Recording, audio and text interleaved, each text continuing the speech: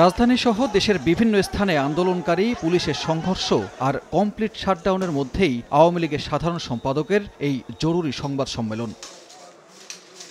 শিক্ষার্থীদের আন্দোলন সংঘাতপূর্ণ হওয়ার জন্য বক্তব্যের শুরুতেই দায় চাপালেন লন্ডনে বসবাসরত বিএনপির ভারপ্রাপ্ত চেয়ারপারসন তারেক রহমানের ওপর। বললেন, তারেকের নির্দেশেই সরকার হটানোর পক্ষে নৈরাজ্য চালাচ্ছে বিএনপি জামায়াত। সারা দেশে বিএনপি জামাতের প্রশিক্ষিত ক্যাডাররাই ব্যাপক সন্ত্রাস তাণ্ডব চালাচ্ছে। তারেক রহমান বিদেশে বসে ছাত্রদলকে নির্দেশ দিয়েছে সাধারণ শিক্ষার্থীদের সঙ্গে মিশে গিয়ে দেশের পরিস্থিতি ঘোলাটে করতে, সরকার হটানোর দুরভিসন্ধি বাস্তবায়ন।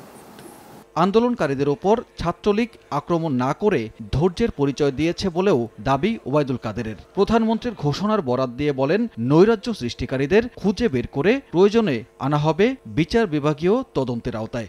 এই আন্দোলন আর সাধারণ শিক্ষার্থীদের আন্দোলন নয়। এই আন্দোলন বিএনপি জামাতের রাজনৈতিক হাতিয়ারে পরিণত হয়েছে। তাদের বিরুদ্ধে আইনানুগ ব্যবস্থা নিতে আমরা বাধ্য হব।